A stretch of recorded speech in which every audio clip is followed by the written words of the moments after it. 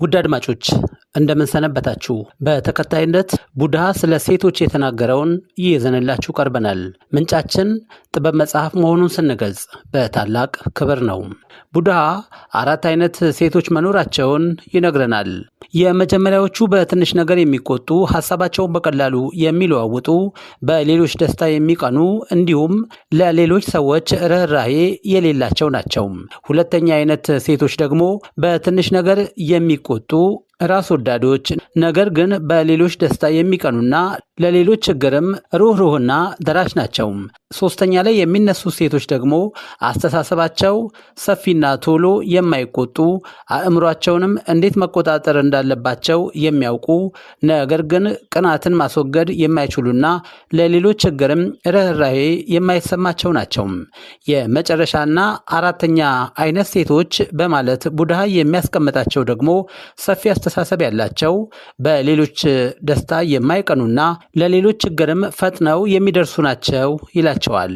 ለረጅም ዘመን በትዳር ተሳስረው የቆዩ ባልና ሚስት አንድ ቀን ወደ ቡድሃ ይመጡና ጌታ ሆይ ከልጅነታችን የትውውቅ ጊዜ ጀምሮ በትዳር ተሳስረን እነሆ እስከዚህ ዘመን ደርሰናል። በደስታችንም ላይ ለአንዲት ቀን እንኳን የሐዘን ደመና ጥልቶ አያውቅም። እባክህ ከዚህ ምድር ላይ በሞት ስንለይ በቀጣይ ሕይወት ተጋብተን የምንኖር ይመስልሃልን? በማለት ጠየቁት። ቡድሃም ጥያቄያቸውን ካደመጠ በኋላ ሁለታችሁም በእምነታችሁ ከተመሳሰላችሁ፣ ሁለታችሁም የእምነትን አስተምህሮት በትክክልና በተመሳሳይ ሁኔታ ተቀብላችሁ ከሆነ፣ ሁለታችሁም ቸርነትን በአንድ መንገድ ገልጻችሁ ከሆነ፣ እንዲሁም ሁለታችሁም አንድ አይነት ጥበብ በውስጣችሁ ካለ በሚቀጥለው ሕይወታችሁ አንድ ትዳር ሳይሆን አንድ አይነት ልብ ይኖራችኋል በማለት ጥበባዊ መልሱን ለገሳቸው። ሶያታ የባለጸጋው አንታርፒዳዳ ሚስት ሆና ስትኖር ሰዎችን ማክበር የማታውቅና ለባሏም ትዕዛዝ አሻፈረኝ ያለች አመፀኛ መሆኗን ቡድሃ ይሰማል። እናም ከዕለታት በአንዱ ቀን ይኸው የሶያታ አመል በቤተሰብ ውስጥ ሰላም የመንሳት ወሬ ቢመጣለት ሊጎበኛቸው ወደዚያው አቀና። በቤቱም እንደደረሰ ሶያታን አስጠርቶ ሶያታ 7 አይነት ሚስቶች በዚች ምድር ላይ መኖራቸውን ታውቂያለሽን? የመጀመሪያዋ አይነት ሚስት እንደ ነፍሰ ገዳይ ነች። አእምሮዋ የቆሸሸና ባሏን የማታከብር እንዲሁም ልቧን ወደ ሌላ ወንድ የምታቀና ትሆናለች። ሌላዋ ሚስት ደግሞ እንደ ሌባ ነች። የባሏ ድካምና ጥረት አይገባትም። ነገር ግን የራሷን ምቾትና ጌጥ ስታስብ ትውላለች። የራሷን ከንቱ ፍላጎት ለማርካትም የባሏን ጥሪት ታባክናለች። ገንዘብ ቢያንሳትም ከባሏ ከመስረቅ አትመለስም። ሶስተኛዋ አይነት ሚስት ደግሞ በባሏ ላይ እንደ ጌታ የሚያደርጋት ናት። ቤቷን መቆጣጠር ዘንግታ ከባሏ በላይ የቤት አዛዥ መሆን ትፈልጋለች። ባሏንም በጸያፍ ቃላት ዘወትር ታዋርደዋለች። ሌላዋ ሚስት ደግሞ እንደ እናት ናት። ባሏን እንደ ልጅነቱ ጊዜ ልትንከባከበው ትሞክራለች። እናት ልጇን እንደምትጠብቅ እንዲሁ የባሏ ጠባቂ ሆና ትቆማለች። ገቢውንም በአግባቡ ትቆጣጠራለች። እንደ እህት ደግሞ የምትመስል ሚስት አለች። ለባሏ ታማኝና በትህትናና በቅንነት ባሏን የምታገለግል ሚስት ነች። ስድስተኛዋ አይነት ሚስት ደግሞ ከባሏ ጋር እንደ ጓደኛ የምትሆን ነች። እንዲህ አይነት ሚስት ከሩቅ አገር የመጣ ጓደኛን እንደሚቀበል ሰው በባሏ ፊት ሁልጊዜ ተደሳችና ተጫዋች ናት። ጨዋ፣ አመሏ የተገራ፣ ለባሏም ትልቅ አክብሮት ያላት ሚስት ናት። የመጨረሻዋ ሚስት ደግሞ እንደ ቤት ሰራተኛ ትመስላለች። ባሏን በቅንነትና በታማኝነት ታገለግላለች፣ ታከብረዋለች፣ ትዕዛዙን ትፈጽማለች። የኔ የምትለው ምኞት የላትም። ክፉ ሐሳብ በሷ ዘንድ የለም። መልካሙን ሁሉ ለባሏ ታስባለች። ሁልጊዜም ለሱ ደስተኛነት ትጥራለች። እንግዲህ ሶያታ ሆይ አንቺ ከየትኛዋ አይነት ሚስት የምትመደቢ ነሽ? ወይም የትኛዋን አይነት ሚስት መሆን ትፈልጊያለሽ? በማለት ቡድሃ ንግግሩን በጥያቄ አቆመ። ሶያታ የቡድሃን ንግግር ከሰማች በኋላ ባለፈው ድርጊቷ እጅጉን አፈረች። እንደ መጨረሻዋ ምሳሌ እንደ ቤት ሰራተኛ ለባሏ መሆንን ተመኘች። አመሏንም ቀይራ የባሏ ረዳትና ፍጹም ታዛዥ ሴት ሆነች። ቡድሃ በምክር ውስጥ እግረ መንገዱን የሚያሳየን የሴቶች ባህሪና ጸባይና ድክመት እንዲሁም ጥንካሬን ነው። ወደ ሌላዋ ሴት ደግሞ እንለፍና ስለ አማርፓሊ ቡድሃ የሚነግረንን እንስማ። አማርፓሊ በሀብቷና በስሟ ዝነኛ የሆነች ወጣትና ቆነጃጅት ሴቶችን ለሴተኛ አዳሪነት እየመለመለች በእነሱ ስትነግድ የምትውልና የምታድር የቫይላሊ ከተማ ሀብታም ሴት ነበረች። ይህች ሴት ከዕለታት አንድ ቀን ቡድሃን ጠርታ መልካም ምግባርን ያስተምራት ዘንድ ጠየቀችው። ቡድሃም አማርፓሊ ሆይ የሴት ልጅ አእምሮ በቀላሉ የሚረበሽና የሚሳሳት ነው። ሴት ከፍላጎቷ ጋር ተጣብቃ ለቅናቷ ምርኮኛ የሆነች ፍጥሩም ናት። ለዚህም የተቀደሰውን መንገድ ትከተል ዘንድ ለሴት ልጅ እጅግ አስቸጋሪ ነው። ይህ ደግሞ በተለይ ለወጣትና ቆንጆ ሴት እውነትነቱ የጎላ በመሆኑ ፍላጎትና ፈተናን ድል አድርገሽ ወደፊት ትሄጂ ዘንድ የግድ ይሆናል አላት። አማርፓሊ ወጣትና ውበት ለዘላለም አብረውሽ የሚዘልቁ ሳይሆን በሽታና እርጅና እንዲሁም መከራ ተከትሏቸው የሚመጡ ናቸው። የንዋይና የፍቅር ፍላጎቶችንም ፈተናን አስከትለው የሚመጡ ናቸው። ነገር ግን ዘላለማዊ ሀብት ሊሆኑ አይችሉም። በዓለማዊነቱ እንደተጠበቀ የሚኖር እውነተኛ ሀብት እውቀት ብቻ ነው። ብርታት ሕመምን ተከትሎ ይመጣል። ወጣትነትም ከሽምግልና ዕድሜ የቀደመ ነገር ነው። ሕይወትም የሞት መምጫው መንገድ ነው። ሰውም የተወደደውን በመተው የተጠላው ዘንድ ሄዶ ይጣበቃል። ሌላውም ለረጅም ጊዜ የተመኘውን ሳያገኝ እንደተመኘው ሊኖር ይችላል። ይህ የሕይወት ሕግ ነው። ሰውን ወደ ዘላለማዊ ሰላም የሚያመጣው ብቸኛው መንገድ እውቀት ነው። በእውቀቱም ይጠበቃል።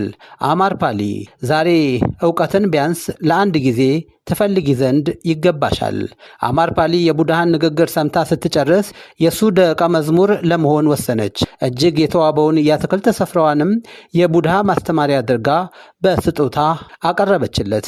ቡድሃ አንድ ነገር አበክረን እንድንረዳ ይመክረናል። በእውቀት ጎዳና ላይ በሚደረግ ጉዞ የጾታ ልዩነት የለም። ሴት ልጅ እውቀትን ለመሻት በልቧ ሳትወሰን የእውነተኛው ጎዳና ጀግና ትሆን ዘንድ ይቻላታል። ለዚህ ጥሩ ምሳሌ የሚለው ደግሞ ቤሻካን ነው። ቤሻካ ከድርጊቱ ሁሉ ቅድስናንና ቸርነት የተሞላ የአንድ ባለጸጋ ልጅ ነበረች። ገና የ7 ዓመት ልጅ ሳለች የትውልድ ሀገሯን ሊጎበኝ ይገባል።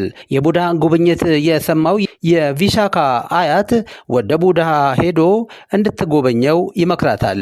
ምንም እንኳን ገና ልጅ ብትሆንም ሃይማኖተኛና ምግባሯም ጽኑ በመሆኑ ከቡድሃ ጋር ተገናኝታ ብዙም ሳትቆይ የቡድሃን ቅድስና የመጀመሪያ ደረጃ ተቀዳጀች። 15 ዓመት ላይ ስትደርስ ሁኔታዋን የተመለከቱት የብርሃሚን ሰዎች የጌታቸው ልጅ ለሆነውና ለባለጸጋው ሚግራ ሚስት እንደምትሆን አመኑ። ቪሺካ የሴት ልጅ ውበት መለኪያ የሚባሉት 5 ነገሮች የተሟላላት ሴት ነበረች። ቆንጆ ጸጉር፣ የተዋበ ቁመና፣ የሚያምር ቅርጽ፣ የተዋበ ቆዳና ወጣትነት ናቸው። የጋብቻው ነገር ተወሰነና የሰርጉ ዕለት ጠቢቡ አባቷ እንዲህ ሲል መከራት። ልጄ ሆይ ሚስት ባሏንም ሆነ የእሱን ወላጆች በሰዎች ፊት መተቸት የለባትም። የቤተሰቧንም ጥል ወስዳ ልታወራ አይገባም።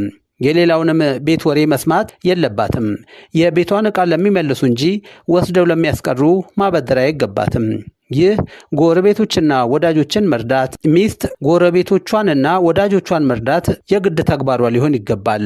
ምግብ ከመመገቧ በፊት ባሏ መመገቡንም ማወቅ አለባት። የባሏን ወላጆችም በሚገባ ልትንከባከብ ይገባታል። ቪሻካ በባሏ ቤት ከደረሰች በኋላ ደግነትና ቅንነት ያልተለያት መልካም ሚስት ሆና መኖር ጀመረች። አንድ ቀን ለባሏ አባት ከሩዝ የተሰራ ገንፎ አቅርባላቸው እየበሉ ሳለ የራበው መነኩሴ ወደ በሩ ቀርቦ የሚበላው ይሰጡት ዘንድ ልመና ይጀምራል። ይሁንና የቪሻካ አማት እንዳልሰሙ አንገታቸውን አቀርቅረው ገንፏቸውን መብላት ይጀምራሉ። ይህን ጊዜ ቪሻካ ወደ መነኩሴው ፊቷን አዙራ በትህትና አባቴ፣ እሳቸው የሚበሉ ገንፎ የተበላሸ ነውና ወደሚቀጥለው ቤት ይለፉ ትላቸዋል። ይሁንና ይህ የቪሻካ ንግግር በአማቷ ዘንድ አልተወደደም ነበርና ቂም ያዙባት። አልፎም የቡድሃ እምነት ተከታይነቷን አስታከው ትዳሩ ይፈርስ ዘንድ መጎንጎን ያዙ። በመጨረሻም ልጃቸውን ለቤተሰቡ ውርደት ያመጣች ሴት ማግባቱን አሳምነው ይፈታት ዘንድ ነገሩት። የቪሻካ ባልም አባቱን በንግግሯ እንዳዋረደች አምኖ ከቤቱ ሊያባረራት መወሰኑን ይነግራታል።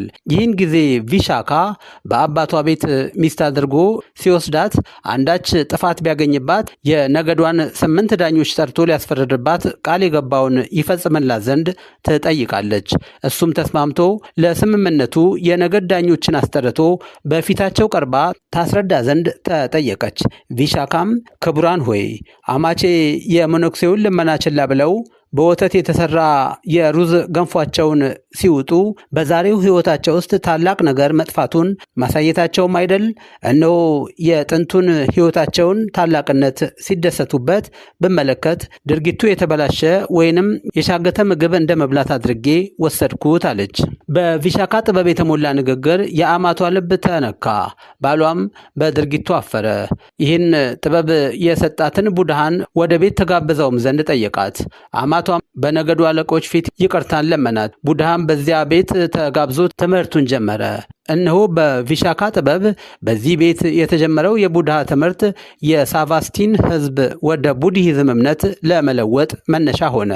ቪሻካም እስከ 120 ዓመቷ ድረስ የቡድሃ እምነት ታላቅ አገልጋይ ሆና ኖረች። ውድ አድማጮች ለዛሬ ያዘጋጀውላችሁ የእስካሁኑ ነበር። እንደ ተለመደው ከስንብቴ በፊት ግን እንዲህ ብዬ ላብቃ። ፍቅር ማለት በምትወደው ሰው ነፍስ ውስጥ ራስን መግደል ማለት ነው።